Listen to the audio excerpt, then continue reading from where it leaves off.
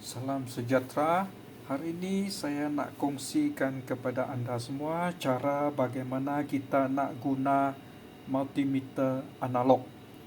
Di depan saya ni ada sebuah multimeter berjenama Sanwa model YX360TRF okay, dan dia tulen buatan Jepun, made in Japan. Banyak multimeter seperti ini di pasaran, tetapi tiruan. So, cara bagaimana kita nak tahu dia tulen atau tiruan ialah kita lihat perkataan made in Japan. Yang tiruan tak ada tulis made in Japan. Yang kedua, kita lihat ejaan jenama dia. Tulen SANWA. Yang tiru SUNWA ataupun SANWA. Ada yang tambah I belakang, SANWAI ataupun SANWEI. Okay? So, pastikan anda beli multimeter yang tulen supaya anda dapat bacaan yang tepat dan dia lebih tahan digunakan. Okay? So, sebelum kita mulakan menggunakan multimeter, kita harus tahu label yang ada pada multimeter ni. Okey, kita mulakan di sini. Yang berwarna merah ni ialah ACV, Alternative Current Voltage. Maksudnya dia digunakan untuk mengukur arus ulang alik, seperti arus yang dibekalkan ke rumah kita. Okey, seterusnya kita ada perkataan C, lepas tu kurungan UF. C ialah kapasitor dan UF ialah unit microfarad untuk mengukur kapasitan. Okay, so maksudnya multimeter ni boleh digunakan untuk mengukur kapasitor. Di bawahnya pula ada off. Okay, semua tahu off ketika tidak digunakan anda harus laraskan kepada bahagian off. Dan di bawahnya kita ada time 1K, time 100, time 10 dan time 1. Okay, di sini kita ada logo omega ataupun unit ohm. Kalau nak ukur rintangan, kita guna bahagian ni. Kalau nak ukur nilai perintang, kita laraskan kepada bahagian ni. Di sini pula ialah DCA, Direct Current Ampere. Direct Current ialah arus terus. Ampere ialah arus ataupun dalam bahasa Inggeris current. So, dia boleh mengukur serendah 50 microampere sehingga 0.25 ampere ataupun 250 miliampere. Tak banyak tak banyak. 250 miliampere tu cuma satu suku ampere saja. Okey. Di sini pula ialah DCV, Direct Current Voltage. Kita guna untuk mengukur arus terus, voltan arus terus, dan dia boleh mengukur serendah 0.1 volt sehingga 1000 volt. Dan yang terakhir sini DCV, Direct Current Voltage. Lepas tu ada NULL, ada plus and minus 25, plus and minus 5. Ramai yang tak tahu guna ni nanti saya tunjukkan. Okey, kita mulakan dengan C, kapasitor. Bagaimana kita nak guna multimeter ni untuk mengukur kapasitor. Okey, pertama laraskan kepada bahagian C ni, dan setiap multimeter ada dua terminal, satu hitam dan satu merah. Yang hitam ialah negatif, yang merah ialah positif. Kalau melibatkan arus terus, positif dan negatif harus diletakkan pada tempat yang betul. Kalau terbalik, multimeter akan rosak. Kalau arus ulang alik, tak perlu. Nanti saya tunjukkan. Okey, seperti biasa, multimeter analog kena kerja lebih. Sebelum digunakan, kita perlu calibrate dulu. Cara calibrate ialah sentuhkan kedua terminal dan pastikan jarum ni berada di kedudukan kosong. Nampak? Kalau tidak berada di kedudukan kosong, anda harus laraskan dia sehingga di kedudukan kosong. Lepas tu barulah kita ukur. Okey. So, kalau nak ukur kapasitor, kita lihat bahagian sini, C, UF, microfarad. dia boleh mengukur serendah dari 0.1 mikrofarad sehingga 10. Tak banyak 10 mikrofarad saja. Okey, katakan saya ada kapasitor besar macam ni. Ini 80 mikrofarad. Dia tidak mampu memberikan kita bacaan. Okey. So, kita mulakan. Di sini saya ada sebiji kapasitor 3 mikrofarad. Okey, 3 mikrofarad. Sebelum anda nak ukur kapasitor ni, anda perlu discharge dulu. Ambil logam apa, sentuh kedua-dua terminal untuk buang charge dulu. Selepas buang charge barulah kita ukur. Okey, so kita lihat tadi maksimum 10 mikrofarad. So ini 3, maksudnya lebih kurang di antara 1 dan 5 mikrofarad. Jarum akan sampai di sini nanti. Okey, mari kita mulakan. Okey, discharge dulu. Lepas tu kita sentuhkan dua terminal ni. Okey, nampak? Dia sampai lebih kurang sini. So maksudnya 3 mikrofarad. Kalau anda tidak discharge, contoh yang ni tadi kita dah ukur. Kalau anda tidak discharge dan anda sentuh, anda akan kecewa. Nampak bacaan bukan ataupun tidak sampai 3. Okey, cara dia kita mesti discharge dulu sebelum kita ukur setiap kali. Okey, nampak? So bahagian yang tinggi itu adalah nilai kapasitor. Kita tahu kapasitor dia akan charge dan discharge. So maksudnya dia akan naik dan turun. So ketika anda mengukur, dia akan naik. Bahagian yang paling tinggi itu adalah nilai dia. Okey, boleh? So saya nak tunjukkan kepada anda apa yang berlaku kalau kita ukur lebih daripada 10. Sebab limit dia cuma 10. Okey, sama seperti biasa kita discharge dulu. Lepas discharge kita ukur. Okey, ni 80 mikrofarad. Dia akan lebih daripada 10. Saya tunjukkan. Nampak?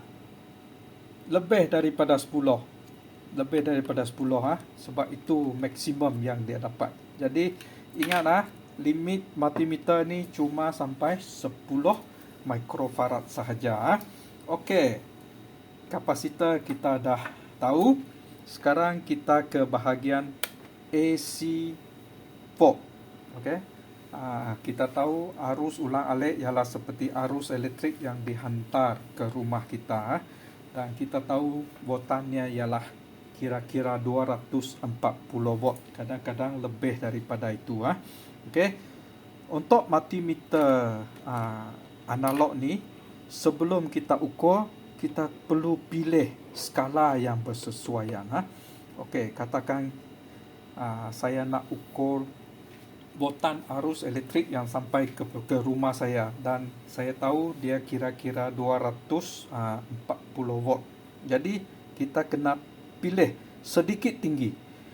Maksudnya di sini saya kena pilih 250.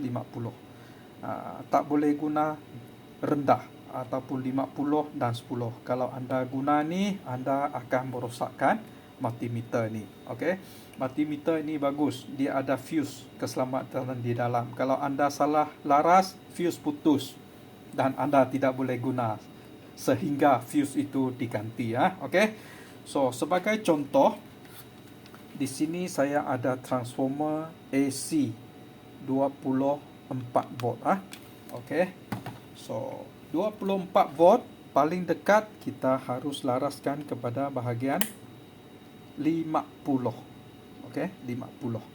Anda boleh guna 200 atau 750, tetapi bacaan yang anda dapat tu nanti kurang tepat. Lepas tu kita kena lihat skala dia. 50 di sini, betul? Okey, so arus dari transformer tu ialah 24. Jadi meter akan sampai di antara 20 hingga 30. Lebih kurang di sini. Okey, so arus ulang-alik kita tidak perlu lihat terminal positif negatif, sentuh saja. Okey, nampak? Di antara 20 dan 30. Dan bacaan yang saya dapat ialah kira-kira 28. Okey. Arus ulang alik, okey, tadi macam ni ya. Saya terbalikkan terminal, anda juga akan dapat bacaan yang sama. Nampak macam ni, dapat 28 volt. Saya terbalikkan dia, bawa merah kepada sini, juga 28 volt. Ini untuk arus ulang alik sahaja. Okey, boleh. So, kita dah guna dua, kapasitor dan arus ulang alik. Seterusnya, kita ke bahagian ini ramai yang tak tahu guna. Ini fungsi dia ialah seperti ammeter. Ammeter. Okey.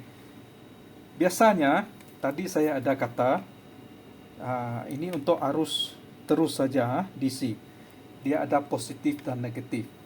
Kalau anda diberi satu punca tenaga di mana anda tak tahu mana positif, mana negatif, anda harus guna bahagian ni untuk menentukan dia.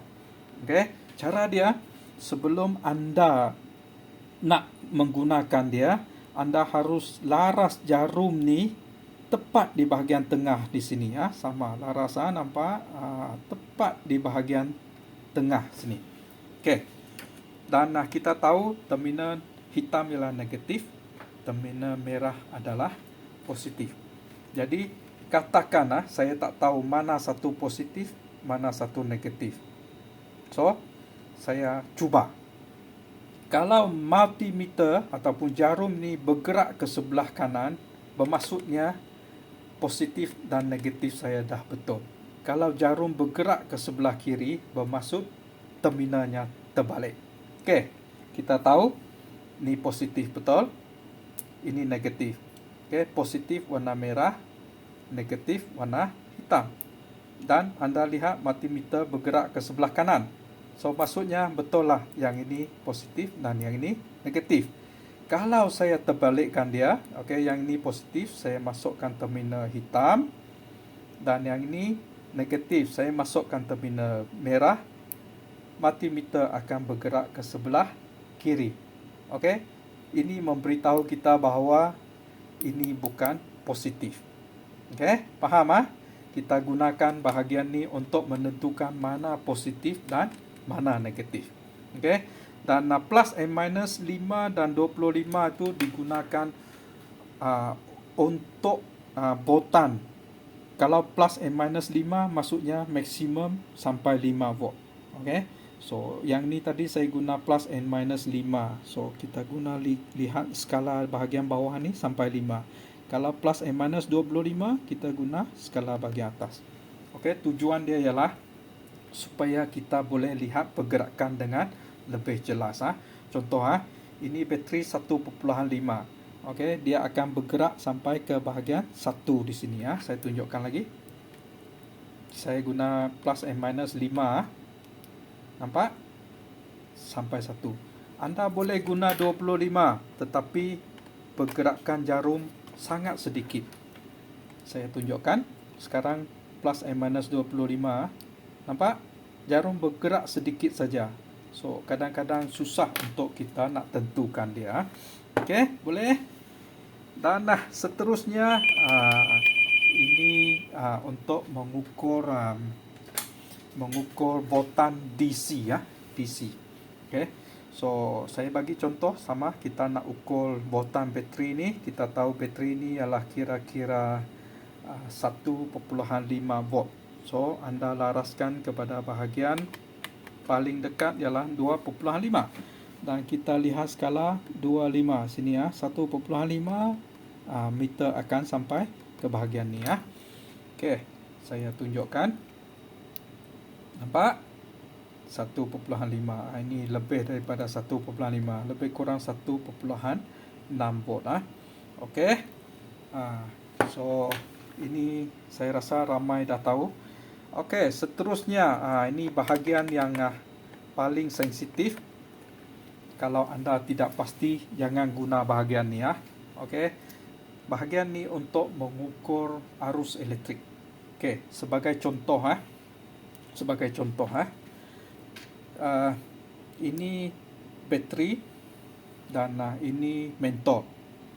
Kita nak tahu berapa arus elektrik yang digunakan untuk mentol ni, kita gunakan bahagian ni. Dan kena ingat dia cuma boleh mengukur sehingga 250 miliampere saja. So saya bagi contoh yang paling mudah. Ini bateri 1.5 volt dan saya nak sambungkan kepada mentol ni. Saya nak tahu berapa arus elektrik yang digunakan oleh mentol ni. So apa yang anda harus lakukan, ada dua terminal, satu disambungkan kepada bahagian negatif dan satu disambungkan melalui mentol ni.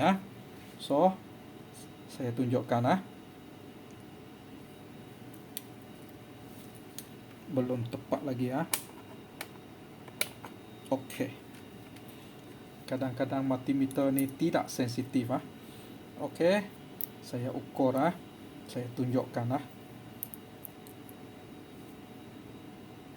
Nampak? Nah, mentol menyala dan dia berada di sini. Okey, 0.25. So kita guna skala 25 sini. Dia sampai di sini. So maksudnya dia gunakan elektrik lebih kurang 160 miliampere. Okey? Itu cara guna dia. So kena ingat jangan ukur terus. Ini negatif, ni positif. Ukur terus tak boleh. Bateri sebiji ni lebih daripada 1 ampere. Okey, anda akan merosakkan multimeter. So kalau anda nak cuba juga, anda carilah bateri yang telah rosak. Okey, saya ada sebiji bateri yang telah rosak ni. Dia punya ampere mungkin sedikit saja. Yang ini boleh anda sentuh terus macam ni. Okey, ini negatif dan ini positif. So saya dapat bacaan kira-kira di sini 210 miliampere. Okey, bateri yang rosak boleh. Bateri yang elok jangan. Kalau anda sentuh, anda akan merosakkan multimeter ni. Okey, dan yang terakhir sekali kita ukur rintangan. Okey. Sebagai contoh, saya ada sebiji perintang di sini. Warna dia ialah coklat, hitam, merah. Coklat ialah 1, hitam ialah 0, merah ialah 2. So 1 0, 2 biji kosong di belakang. So nilai perintang ni ialah 1000 ohm ataupun 1 kilo ohm. Okey. So kita dah tahu nilai dia. Sekarang kita nak pastikan dia, kita guna multimeter. Okey. So di sini saya mulakan dengan menggunakan time 1. Time 1. Dan mari kita uji. Multimeter naik sedikit saja sampai di sini 1K. 1K bermaksud 1000. 1000 darab 1 masih 1000. Nampak? 1000.